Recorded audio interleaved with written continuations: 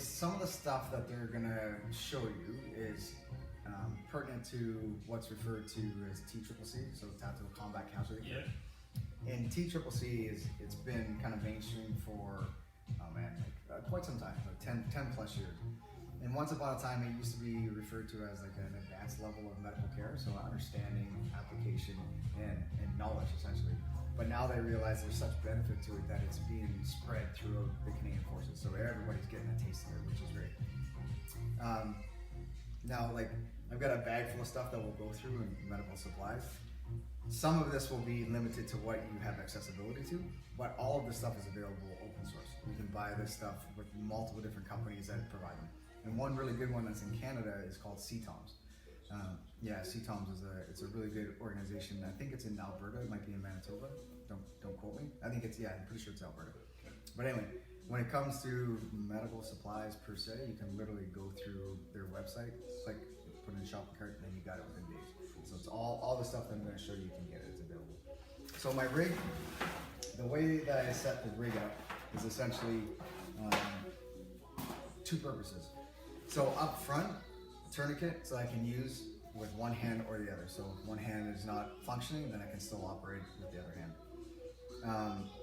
Sometimes you'll see different guys set it up differently, but the idea is you're able to access it wherever you put on your kit with one hand or the other, no matter if you're in a vehicle, the open, in an urban setting, etc.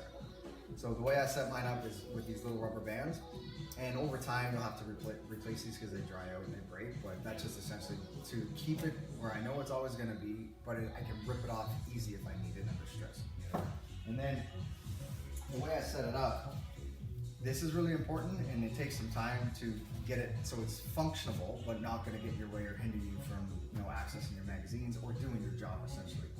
But the way you can set it up is with one hand application. So the emphasis or the motivation would be, if I needed to apply this to myself, I want to be able to do it with one hand. So we'll feed it through just one of the loops rather than both. So if you have the ability, time, opportunity, or you're helping out a buddy, then that's when you would feed it through the second loop to give it that more secure, tight set. But when it's for your own personal use, the way I set it up, that's right. And then when you set it up, what I tend to do is I'll overlap it, subtle, but I overlap it just a little bit right here. So now I've got a bit of a purchase. That's smart, right? So I can rip that off when I'm under a little bit of stress or not functioning, my fine motor skills are not functioning properly. I want to be able to grasp that so I can get it on. And then because the Velcro, it can be a bit cumbersome if you don't set it up properly. Essentially what you do is, using the back of the tourniquet as well, or itself, I'm going to fold it over on itself, and then allowing the majority of this smooth surface that doesn't have the Velcro female end, if you will, to fold it over like that. And then with this in place, you stick it onto the rig, and then when you access it, you can literally grab it with one hand, open it up, without the Velcro giving you a hard time. That way, with one hand, you can place it in, say for example, with a gunshot wound to the leg or massive bleed to the leg. If this hand was not functioning, you can get it into place, and with one hand, get it to position where you can get it effectively in place, but with one hand, secure it. Alright, so say my left hand is the one that's not working, I want to be able to do this with both hands, so you'll practice both legs, arm, try it from different various positions. And then with the locking lever, the intent here is to get it as tight as you possibly can, and the rule of thumb is you can't put a tourniquet on too soon. So if you're bleeding, even if it's superficial bleed, which could then turn severe, get a tourniquet on. And if the gunshot wound or the wound was, say for example, anywhere in the leg, we're thinking as best as possible an inch or two above that wound, so you want to get it a little bit higher. When in doubt, go higher, rather than trying to put it right on top of the wound. And then once you get the lashing wind, nice and tight, then this locking lever here, as you place that over top to lock it in place, this is just going to help you. Say for example, your buddies are dragging you through the ground or through the dirt. This is just one less thing that's going to get fetched up on something that may become dislodged. And then a good idea is to write the time that it was applied. So when you do get to a level 2 trauma center, for example, then whoever's viewing that to then add more advanced medical care, they've got a good idea, right? That went on at 11 a.m. or whatever. So that's one way to apply a tourniquet in the setup. So with the rig, so I have it set up, one I have on the front, as you can see. In some cases I'm going to put another one in the back or another one on my belt, but I'll just go through the way I have this currently set up. So normally it would be gun belt and rig, but say for example, doing something, either just a range day, and we're not wearing the rig, but we are wearing the belt, then I might think about either put my tourniquet in one of my pockets, so at least I have that on me if I'm not wearing my rig, or with a medical kit on the belt, I might consider switching out one of the bandages that are in here with a tourniquet. So personal preference, personal choice. We'll talk about the belt in a second, but so when you flip the rig over, sometimes people ask me, well, why do you have a med pouch on your back that's not accessible? You're right, it's not accessible for me, but if you and I were partnered up, this is accessible for you. So this would be a little bit more of a robust kit that if I was in serious trouble, you could apply kit from my rig. Yeah. That way you're not depleting your own personal stuff. And essentially with it being on the back, I put it on the back because this is a space that's available. It doesn't really get in the way, I don't really notice it.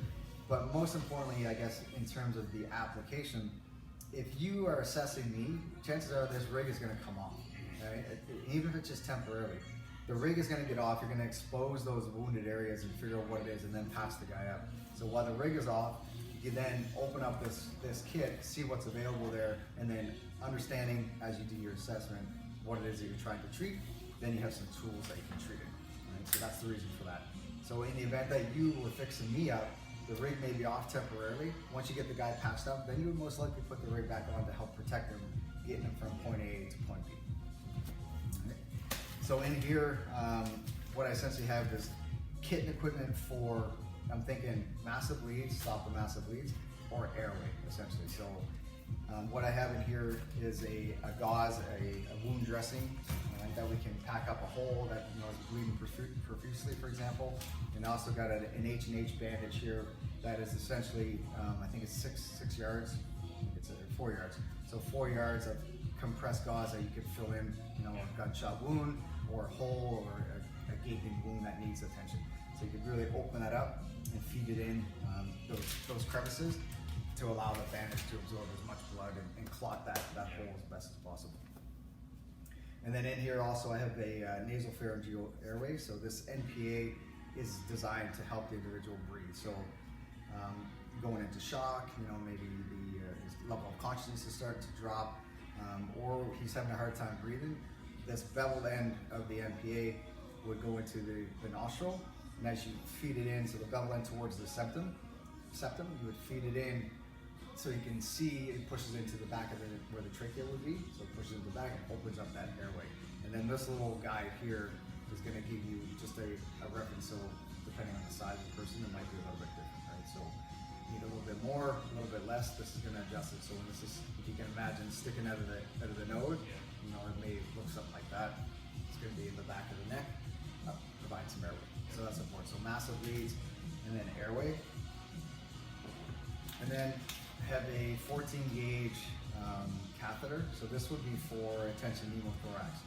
So in the event that, gunshot to one of the lungs, for example, or maybe some sort of trauma where it's like a blast wound where the lungs may be compromised, you may have a deviated trachea, which would represent that one of the lungs is not working the way it needs to.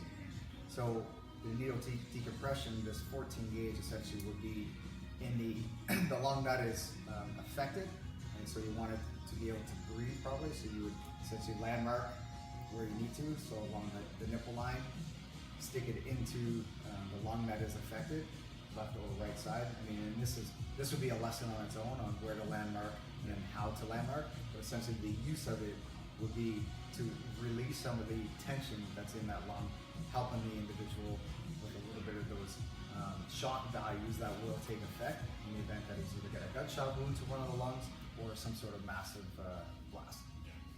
And so that's what I have in here. And then the last thing that I put in this particular kit, so this is just like a cheap but very efficient and effective thermal blanket. So in the event of hypothermia, keep the guy warm as best as possible. So you're gonna open this up. It's not tactically sound, but we're talking some serious situation here where we gotta get this guy to some sort of heightened level of medical care.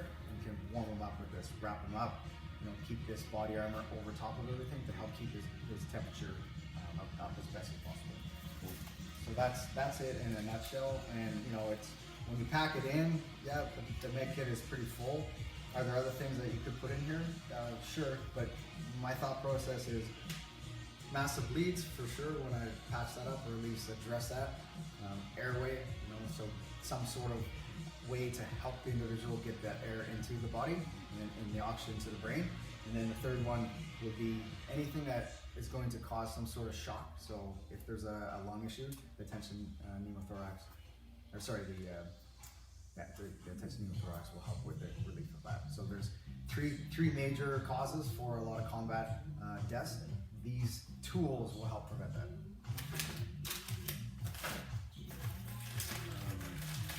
Question. Yes. Number one, the landmarking for the actual catheter. Yeah. Sternum to nipple. Yeah. And then where's the actual placement? So the placement would be